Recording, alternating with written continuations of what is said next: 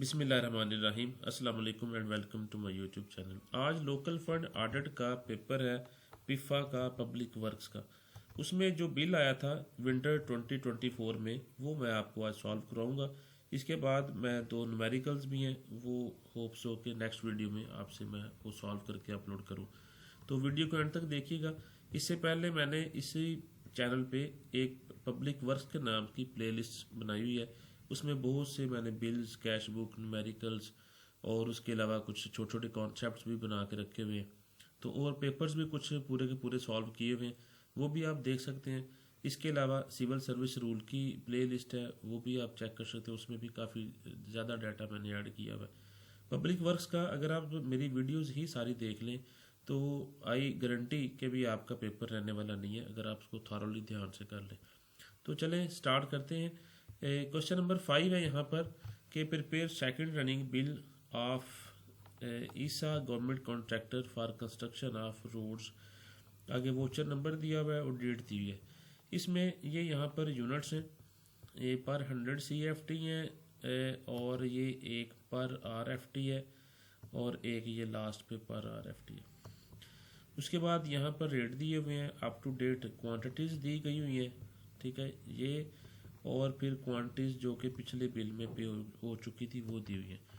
मैं इन सब को यहाँ पर आइटम ऑफ वर्क है, आइटम ऑफ वर्क पहले तो कॉलम में हम लिखेंगे, फिर उसके बाद यूनिट लिखेंगे, फिर रेट लिखेंगे और फिर जो अप टू डेट क्वांटिटीज़ हैं वो उनके अकॉर्डिंगली इसको करते हैं। ज़रा मैं थोड़ा सा जल्दी से इसको करवाऊँगा क्योंकि मैंने पिछले बिल्स में बड़ी डिटेल में चीज़ें समझाई हैं, अब ज़्यादा डिटेल में नहीं जाऊँगा।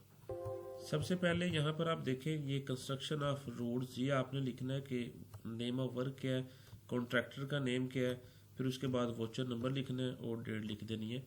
ये चीज़ें आपने लाजमन करनी है। उसके बाद नेक्स्ट आप यहाँ पर आ जाएँ। ये मेरे पास चूँकि एक एक्सेल की शीट बनी हुई है, इसमें मैंने फार्मूलाज लगाए हुए हैं। इसमें यहाँ पर सबसे जो पहला कॉलम है ये वाला, इस कॉलम में आपको आइटम ऑफ वर्क सारे के सारे यहाँ पर लिखने हैं। अब चूँकि ये यहाँ पर 10 के 10 हैं, ये मैंने 10 के 10 शॉर्ट करके सिर्फ उनका शुरू वाला नाम यहाँ पर लिखा हुआ है। तो यहाँ पर देखें डिसमेंटलिंग के 3 हैं, फिर अर्थ वर्क, एम्बैंकमेंट, और ये इस तरह करके ये 10 के 10 लिखे हुए हैं। इनके साथ ही यहाँ पर दूसरा जो कॉलम है उसमें आपने उसका यूनिट लिखना होता है। तो चूँकि जैसे मैंने पहले दिखाया आपको कि देखिए यहाँ पर ये यूनिट है, आप इसमें ये सारे यूनिट, मैंने पहले कहा कि पर 100 CFT हैं, 1000 इसमें कोई भी नहीं है और 2 पर RFT हैं, तो वो यहाँ पर आपने सारे के सारे लिख लेने हैं।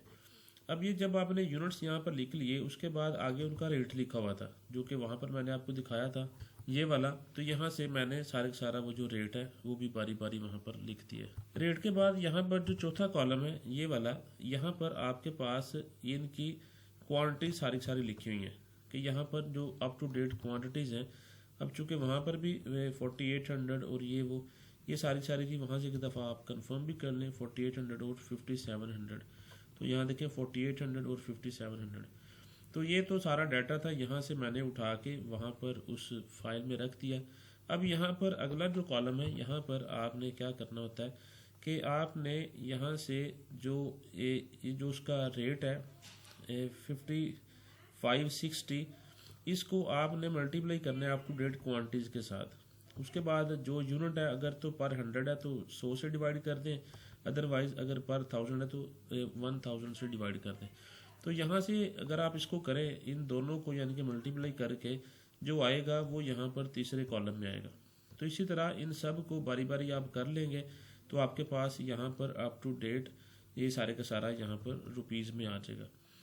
अब ये तो बात होगी कि आपने इसको और इसको आपस में मल्टीप्लाई कर लिया, यानी यहाँ जो 6 नंबर और 7 नंबर आ रहा था इन सब कॉलम्स को मल्टीप्लाई करके जो यूनिट 100 से या 100 से डिवाइड कर दिया।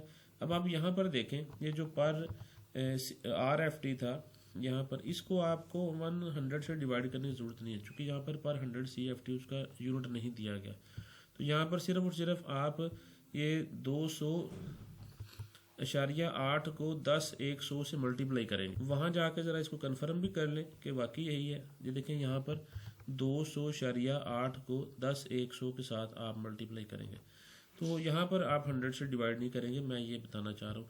इसी तरह जो लास्ट पे है, लास्ट वाले को भी 100 से डिवाइड आप नहीं करेंगे, ये जो पेंटिंग ट्रैफिक लिखा हुआ है यहाँ पर, तो ये भी आपने सिर्फ इन दोनों को 53.7 को 8200 से मल्टीप्लाई करना है, यहाँ जी आंसर आ जाएगा। यहाँ तक तो बात आपको क्लियर होगी। अब अगला जो कॉलम है यहाँ पर, ये कॉलम ये किस तरह से आएगा। देखें यहाँ पर 4800 अप टू डेट क्वांटिटीज़ हैं, जबकि वो ये भी बता रहा है कि जो पिछला आपने बिल लिया था, जो कि ये सेकंड रनिंग है ना, पहले बिल में भी उसने कुछ क्वांटिटीज़ ले ली हैं, ये 2000 CFT उसने पहले बिल में क्लेम कर ली हुई है। तो अब पिछले बिल की और इस बिल की मिलाएं तो वो 4800 है और 2000 वो पहले ले चुका है, यानी कि ये एक्चुअली 2800 का बिल बनेगा जो ये है। तो यहाँ पर सिंस प्रीवियस बिल है, सिंस प्रीवियस बिल किस तरह से आपके पास आएगा। यहाँ पर देखें आपके पास जो क्वांटिटीज़ हैं वो है 4800, ये यहाँ पर जो अप टू डेट क्वांटिटीज़ हैं, ठीक है। अब ये जो अप टू डेट क्वांटिटीज़ में ये मैंने एक यहाँ पर कॉलम बनाया हुआ है, अगर आप ये कॉलम देखें, इस कॉलम में वो है जो उसने ऑलरेडी क्लेम कर ली हुई है। इस 4800 में से आप 2000 माइनस कर दें तो वो 2800 बच गया। उस 2800 को आप रेट के साथ मल्टीप्लाई कर लें, रेट क्या था 5560, इसके साथ मल्टीप्लाई कर लें और यूनिट था पर 100, तो 100 से डिवाइड कर दें। तो यानी कि 2800 को आप 5560 से रेट से मल्टीप्लाई करेंगे और 100 से डिवाइड कर देंगे, तो आपके पास यहाँ पर सेंस प्रीवियस बिल आ जाएगा। यानी कि एक्चुअली ये यहाँ पर अब उसका जो नया क्लेम है वो ये है, 2000 वो पहले ले चुका है और अब जो अप टू डेट क्वांटिटीज़ हैं वो 4800 है, यानी 2800 क्वांटिटीज़ का उसका ये वाला बिल है। इसी तरह ये सारा नीचे जितने भी हैं ये सारे इसी तरह से आपने कर लेने हैं। तो इसको अगर आप सारा यहाँ जाके नीचे सम कर लें तो total value of work done जो है इन सब को जमा कर लें तो ये आ जाएगी 67178900, ये आपके पास आ गई, ठीक है जी। अब ये तो आपके पास आ गई, उसके बाद यहाँ कोई प्रीमियम रिबेट वगैरह कुछ भी नहीं है, ठीक है। यही same value total work done जो एंट्री ए है ये आपकी आ जाएगी। अब जो ऑलरेडी पेड है उस बिल में वो कैसे आएगी, वो आपने क्या करना है, आपके पास यहाँ पर जो उसने पहले पेमेंट की हुई है उसको सिर्फ माइनस करना है।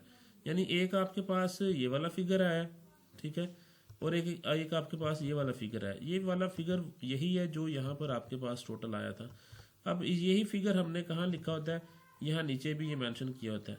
तो इसका और इसका, इन दोनों का एंट्री ए और एफ का अगर आप डिफरेंस लें तो वो आपके पास आ जाएगा ऑलरेडी पेड। तो इन दोनों का आपने डिफरेंस ले लेना है, तो वो यहाँ पर ऑलरेडी पेड यहाँ पर आ जाएगा। तो अब आपके पास दो एंट्रीज आ गई, एक एंट्री ए आपके पास आ गई ये वाली और एक एंट्री एफ आ गई ये वाली। यहाँ पर आप उसको वर्ड्स में भी लिख सकते हैं, वो जो पेपर में आपको दिया जाएगा उसमें से आपने ये कर लेना है।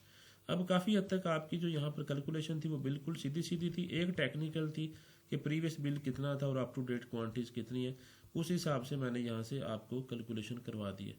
अब अगर हम लोग आगे बढ़े तो उस क्वेश्चन पेपर में हमसे आगे वो पूछ रहा है मोबिलाइजेशन एडवांस है। मोबिलाइजेशन एडवांस जो वो कह रहा है कि यहाँ पर 22 हेक्सा जीरोज ये पहले बिल में दिया गया था। इसकी recovery of first installment at 25% total value of work done up to second bill is to be made in this bill. इसमें से इस मालियत का जो 25% बनता है, 25% किसका है, इसमें आपने दूसरी जो टेक्निकल बात ही है जो आपने यहाँ पर गौर करनी होती है, 25% किसका, total value of work done, total value work done. अब ये total value of work done है वो यहाँ पर आपके पास कौन सी एंट्री आती है, वो ये एंट्री ए आती है। तो आपने यहाँ से एक्चुअली एंट्री ए का 25% लेना है। कुछ स्टूडेंट्स क्या करते हैं कि जो यहाँ पर मोबिलाइजेशन एडवांस है उसका 25% ले लेते हैं, नहीं, आपने 25% लेना है एंट्री ए का। तो यहाँ मोबिलाइजेशन एडवांस की भी मैंने यहाँ पर साथ ही कैलकुलेशन की हुई है, ये देखिए मोबिलाइजेशन एडवांस के हवाले से। तो यहाँ पर उसने मोबिलाइजेशन एडवांस हमें बताया था 22 हेक्सा जीरोज का, ये मैंने यहाँ पर लिख दिया। इसका जो 25% था वो नहीं आपने लेना, आपने 25% ए का निकालना है। तो 25% आप निकालें किसका, एंट्री ए का, तो वो यहाँ से इस सारे में से माइनस कर देना है। तो ये 25% किसका आएगा, एंट्री ए का। तो वो एंट्री ए मैंने आपको बता दिया वो कहाँ से आपके पास आएगी। उसका 25% निकालें, इन दोनों को माइनस कर लें, तो यहाँ पर आपके पास ये वैल्यू आ जाएगी 5205275। यही वैल्यूज आपने यहाँ नीचे भी लिख देनी है। तो यहाँ से आपके पास दो एंट्रीज मजीद आ जाएगी, एक एंट्री बी है और एक एंट्री डी है। तो यहाँ से अब आपके पास ए भी आ गई जो यहाँ से आपके पास आई, फिर उसके बाद एंट्री एफ आ गई ये वाली, और फिर उसके बाद एंट्री बी आ गई और आपके पास एंट्री डी आ गई। तो यहाँ तक तो आपका जो क्वेश्चन पेपर है वो सॉल्व हो गया हुआ है। आगे इसका जो दूसरा सब पार्ट है सिक्योर एडवांस का। अब सिक्योर एडवांस की तरफ आ जाए, इसको जरा देख लें। इसमें वो कह रहा है कि secure advance of 70,000 CFT crush stone was given in the last bill at market rate of 10,500 per 100 CFT which to be adjusted in this bill. इस रेट पे उसको पिछले बिल में हमने सिक्योर एडवांस जो दिया था 70,000 क्रश स्टोन का, वो इसमें से आपने डिडक्ट कर लेना है। तो इसकी भी इसके साथ ही मैंने यहाँ अगली शीट में सिक्योर एडवांस की भी कैलकुलेशन की हुई है। 70,000 यहाँ पर देखें आपके पास था और उसमें से सारे का सारा अभी आपने डिडक्ट कर लिया। अब आउटस्टैंडिंग जो क्वांटिटी है वो कोई नहीं रही। उसका जो रेट था वो 10,500 था। उसका नाम मटेरियल का क्रश स्टोन था, उसका यूनिट पर 100 CFT था। अब यहाँ पे उसका रिड्यूस रेट निकालना है जो कि 25% एक्चुअली 75% आप लेते हैं किसका एक्चुअल रेट का, यानी यहाँ पर आपने 75% लेना है किसका 10,500 का। ठीक, तो वो आप लेंगे तो 7,875 आ जाएगा। तो ये तो सिक्योर एडवांस की पहली एंट्री इस तरह से आपने कर लेनी है जो कि बिल्कुल सीधी सीधी है। उसके बाद अगली भी सिक्योर एडवांस की ही है। उसमें वो कह रहा है कि आपने मजीद secure advance against 90,000 of CFT crust is to be given in this bill on market rate this. अब ये आपने उसको देना है 10,400 हिसाब से, 90,000 का मजीद सिक्योर एडवांस। तो 90,000 दिया तो आउटस्टैंडिंग भी 90,000 ही है।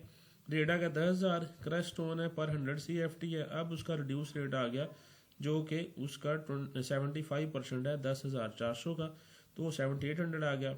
इसको इसके साथ रेट के साथ मल्टीप्लाई कर दें तो क्वांटिटीज़ को, और आपके पास यहाँ पर ये अमाउंट आ जाए। क्योंकि पर 100 CFT है तो 100 से इसको डिवाइड कर लें। यानी यहाँ पर इसने क्या किया कि ये जो रिड्यूस रेट था इसको मल्टीप्लाई किया है एक्चुअली रेट के साथ। तो 7,800 को 90,000 से मल्टीप्लाई करके 100 से डिवाइड कर लें तो आपके पास 702,000 आ जाएगा। यही अमाउंट आपने यहाँ नीचे भी लिख देनी होती है। ये एक्चुअली आती है ऊपर और नीचे, इसको दोनों को सम करके। अब यहाँ पर आपके पास जो अगली कैलकुलेशन है वो सी की और जो प्रीवियस सी है उसकी। अब देखें ये तो एंट्री सी आपकी बन गई। जो प्रीवियस सी क्या थी, वो प्रीवियस सी वो पहले पिछले वाली थी। तो वो यहाँ पर आपके पास किस तरह से आएगी कि आपने ये जो रिड्यूस रेट था पहले वाली का, ये वाला 78,75 को, इसको आपने मल्टीप्लाई करना है ये इस एक्चुअल क्वांटिटी के साथ 70,000 के साथ। चूँकि ये इसका यूनिट पर 100 है तो उसको मल्टीप्लाई करके 100 से डिवाइड कर दें तो आपके पास ये 55,12,500 आ जाएगा। इन दोनों का अगर आप डिफरेंस लें तो आपके पास एंट्री ई आ जाएगी।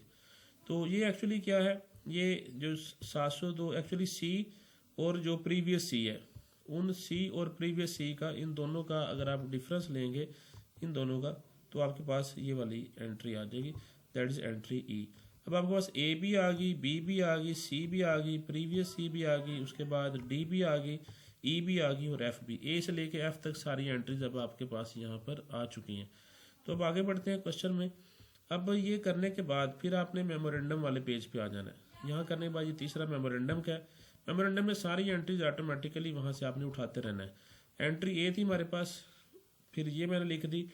एंट्री बी आ गई, ज़रा इनको टैली कर लें। एंट्री ये था 67178900, तो बिल में जाएं, यहाँ पर एंट्री देखें 67178900, ये यहाँ पर एंट्री ए थी। ठीक है जी। उसके बाद नेक्स्ट वो कह रहा है कि यहाँ पर एंट्री आप बी लिखें, तो एंट्री बी लिख लें 5205275। तो यहाँ से आपके पास जो एंट्री बी है वो 5205275। तो यहाँ पर ये आपके पास देखें वो एंट्री भी बिल्कुल वहाँ पर ठीक लिखी हुई है। उसके बाद एंट्री सी अभी आपने देखी 7020000। अब इन तीनों को सम कर लें तो यहाँ पर ये आपके पास टोटल आइटम्स 1 2 3 को जमा करने के बाद ये आ जाएगा। ठीक है जी। अब यहाँ पर चूंकि विद हेल्ड वाली अमाउंट है कोई, मैं इसको डिलीट कर देता हूँ। अच्छा, यही हमारी यहाँ से एंट्री के भी बन जाएगी सेम की सेम। विद हेल्ड का कॉन्सेप्ट मैंने अलहदा से बताया हुआ, वो क्या है उसकी एक अलहदा वीडियो वो लाजमी देख लीजिएगा। विद हेल्ड बच्चों को काफ़ी कंफ्यूज करता है। तो यही हमारी यहाँ से एंट्री के आ गई। ऑलमोस्ट हमारा 95% जो बिल है वो सॉल्व हो चुका है। एंट्री के बाद फिर हमने क्या करना होता है, यहाँ से total amount of payments already made. अब यहाँ पर 3 तरह की जो पेमेंट्स हैं वो हमने यहाँ पर लिखनी होती हैं और फिर उसको यहाँ से माइनस करके लिखना होता है। अब ये कौन कौन सी हैं, एज पर एंट्री के जो टोटल पेमेंट्स ऑलरेडी हमने कर दी गई हैं वो 3 है। वो कौन कौन सी हैं, उसमें सबसे पहले यहाँ पर मोबिलाइजेशन एडवांस है 22200000 की एक एंट्री, ये आपने माइनस कर लेनी है। उसके बाद ये जो ऑलरेडी हमने पेमेंट की हुई है, ये जो यहाँ पर ऑलरेडी हमने पेमेंट की हुई है ऑलरेडी, तो एक आपने ये यहाँ से उसमें से माइनस कर देनी है। ठीक है, दो बातें होगी। और तीसरा प्रीवियस बिल की जो एंट्री सी है, ये 55, 12, 500, ये यहाँ से इन तीनों को सम करना है आपने और एंट्री के में से माइनस कर देना है। तो सिंपल यहाँ से आप इन तीनों को प्लस करेंगे तो ये 47954310 आ जाएगा। इसको डिडक्ट करेंगे तो यहाँ पर आपके पास 31449865 आ जाएगा। अब ये वो अमाउंट है जिसमें से आपने डिडक्शंस करनी है। अब ये डिडक्शंस कौन कौन सी करनी है आपने, ये यहाँ वो उसने क्वेश्चन में आपको दी गई है कि आप सिक्योरिटी डिपॉजिट जो है वो 10% डिडक्ट करें और इनकम टैक्स जो है वो 8% डिडक्ट करें। तो सिक्योरिटी 10%, इनकम टैक्स 8%। तो यहाँ पर ये मैंने उसकी भी कैलकुलेशन की हुई है, 8% इनकम टैक्स है। अब ये देख लें कि 8% एक्चुअली है किसका। 8% आपके पास ये जो अमाउंट यहाँ पर आएगी एंट्री के में से वो 3 माइनस करने के बाद, इसका आपने 8% यहाँ से कैलकुलेट करना है। ठीक हो गया। उसके बाद जो सिक्योरिटी है 10%। अब ये जो 10% है इसमें भी कंफ्यूज नहीं होना, ये 10% आपने किस चीज़ की लेनी है। 10% आपने जो बिल बनाया था उस बिल का एक्चुअली जो आपके पास वैल्यू एंट्री एफ आई थी, इस एंट्री एफ का 10% लेना है। तो सबसे जो टेक्निकल पॉइंट है वो यही है कि एंट्री एफ का आपने 10% लेना है। तो एंट्री एफ का 10% आप निकालेंगे तो वो ये आ जाएगा। इन दोनों को जब मैंने सम किया तो वो सम आ गया 7189,698। अब इस सम को आपने क्या कर देना है कि जो आपके पास ऊपर अमाउंट आई थी 314449,865, इसमें से इनका जो समेशन था उसको आप माइनस कर दें तो ये वो अमाउंट है जो by cheque you have to pay to the contractor. तो ये सारा का सारा बिल था। इसको फिर आगे वर्ड्स में भी जहाँ जहाँ लिखना हुआ वहाँ पेपर में आप लाजमी लिख लीजिएगा। आई होप सो कि आपको वीडियो जो है वो अच्छी लगी होगी, कॉन्सेप्ट्स क्लियर हुए होंगे। अगर नहीं हुए तो आप लाजमी कोई ना कोई क्वेश्चन हो तो कमेंट करके पूछ सकते हैं। बाकी इस प्लेलिस्ट की सारी वीडियोस अगर आप थारोली देखें तो आपका पेपर इंशाल्लाह रहने वाला नहीं है। वेरी फर्स्ट अटैम्प्ट में आपका जो पेपर है वो पब्लिक वर्क्स का लाजमी हो जाएगा।